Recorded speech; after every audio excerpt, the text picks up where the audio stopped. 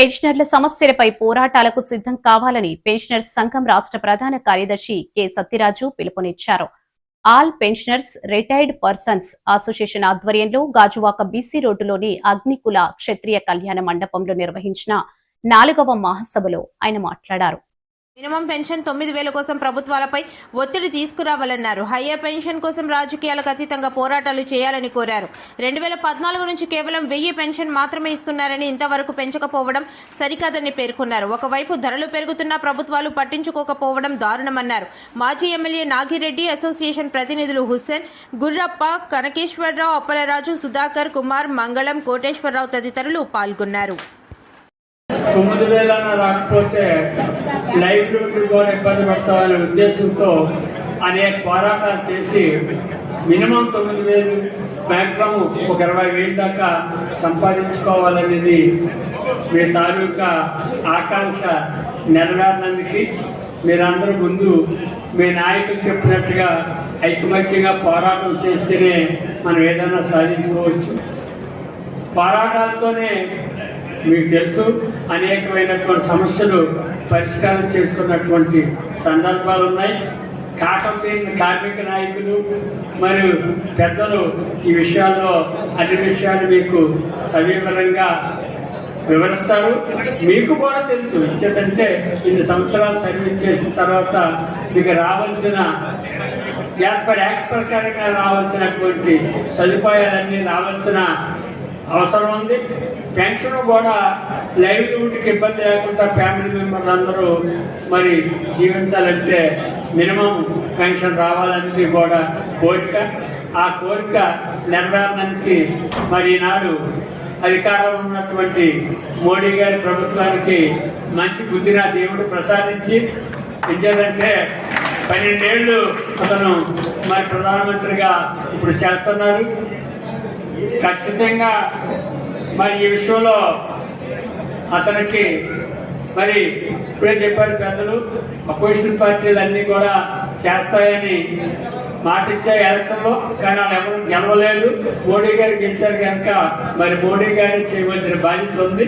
దానికి సపోర్ట్ చేస్తున్నటువంటి పార్టీలు కూడా దీనిలో మరి మోడీ గారి మీద ఒత్తిడి తీసుకొచ్చి ఈ పెన్షన్ స్కీమ్ని న్యాయబద్ధమైనటువంటిది మరి ఎప్పటి నుంచో ఉన్నటువంటి డిమాండ్లు ఇది చాలా సంవత్సరాలు బట్టి నలుపుతున్నటువంటి సమస్య. దీనికి ఒక పులిస్టాప్ కట్టడానికి అందరూ కూడా ఐకమత్యంతో ముందుకెళ్ళి సాధించడానికి కృషి చేయాలని, దానికి దేవుని ఆశీస్సులు కూడా ఉండాలని ఈ సందర్భంగా తెలియపరుచుకుంటూ మీరే మేధావులుగా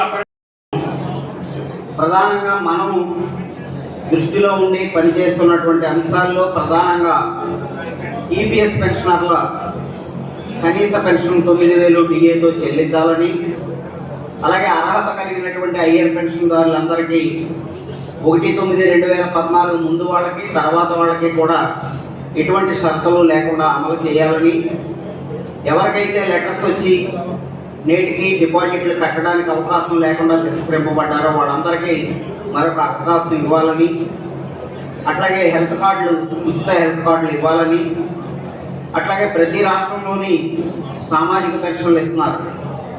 బయట సాధారణ ప్రజలు 60 ఏళ్ళు దాటితే 4,000 రూపాయల పెన్షన్ తీసుకున్నారు. ఈపీఎస్ పెన్షనర్కి కనీసం 1,000 రూపాయలు కూడా పూర్తిగా రానటువంటి పరిస్థితి ఉన్నది. అంచేత వాళ్ళకి సామాజిక పెన్షన్ కూడా ఈ రాష్ట్రంలో ఇవ్వాలని, ఇది కాకుండా మనతో పాటు ఈపీఎస్ పెన్షనర్లతో పాటు కేంద్ర ప్రభుత్వ ఉద్యోగులు ఉన్నారు, రాష్ట్ర ప్రభుత్వ ఉద్యోగులు ఉన్నారు. వీళ్ళు కాక 2003లో వాజ్పేయి నాయకత్వంలో బీజేపీ ప్రభుత్వం మొట్టమొదటిసారి భారతదేశంలో పెన్షన్ రద్దు చేసి సిపిఎస్ పథకాన్ని నేషనల్ పెన్షన్ స్కీమ్ పేరుతో తీసుకొచ్చింది. వాళ్ళందరూ ఇప్పుడు రిటైర్ అయ్యి సర్వీస్లో ఉన్నారు. వాళ్ళు ఈపీఎస్ పెన్షనర్ లాగే 60,000, 70,000, 1,50,000 తీసుకున్నప్పటికీ కూడా వాళ్ళకి సంపూర్ణమైనటువంటి పెన్షన్ వచ్చే పరిస్థితి లేదు. అంచేత సిపిఎస్ పెన్షనర్ల సమస్యలు ఉన్నాయి. ఇవి కాక 1992 తర్వాత నూతన ఆర్థిక విధానాలు అమలు చేయబడ్డాయి. ఈ 30 సంవత్సరాల కాలంలో కేంద్ర రాష్ట్ర ప్రభుత్వాలు రెగ్యులర్ నియామకాలను రద్దు చేసి వాటి స్థానే కాంట్రాక్ట్ అవుట్సోర్సింగ్ విధానాన్ని తీసుకొచ్చింది. 2024 బీజేపీ ప్రభుత్వం నెగ్గిన తర్వాత ఆ కాంట్రాక్ట్ అవుట్సోర్సింగ్ విధానాన్ని కూడా రద్దు చేసి ఇప్పుడు ఫిక్స్డ్ టర్మ్ ఎంప్లాయ్మెంట్ సిస్టమ్ అనే దాన్ని తీసుకొస్తుంది. అంటే ఒక ఉద్యోగికి ఉద్యోగ భద్రత కానీ లేదా ఎప్పుడు తీసేస్తారో ఎప్పుడు నియామకం చేసుకుంటారనేటటువంటి ప్రాధాన్యత కానీ లేనటువంటి ఉద్యోగ వ్యవస్థను ఇప్పుడు సృష్టిస్తున్నారు. ఒక పక్క పరిణామం చేయాలి. మొదటిగా మనం కనీస పెన్షన్ 9,000 సాధించాలని 2008 నుంచి మనం పోరాటం చేస్తున్నాం. అప్పటి నుంచి ప్రతి 6 నెలలకి బడ్జెట్ సమావేశాల సందర్భంగా, శీతాకాల సమావేశాల సందర్భంగా మనం చెలో ఢిల్లీ పోరాట కార్యక్రమాలను మనం నిర్వహిస్తాం. రాష్ట్రంలో all pensioners and retired pension అసోసియేషన్గా ఇక్కడ ఆర్గనైజ్ అవుతూ all India coordination committee of EPF pensioners associations coordination committee ఉంది. అందులో మనం భాగస్వామి. అయితే ఇటీవల కొన్ని మీకు మా వార్తలు నచ్చినట్లయితే మా ఛానల్ ని సబ్స్క్రైబ్ చేయండి, లైక్ చేయండి, కామెంట్ చేయండి. మరిన్ని వార్తల కోసం R9 టీవీ ఛానల్ ని చూస్తూ ఉండండి.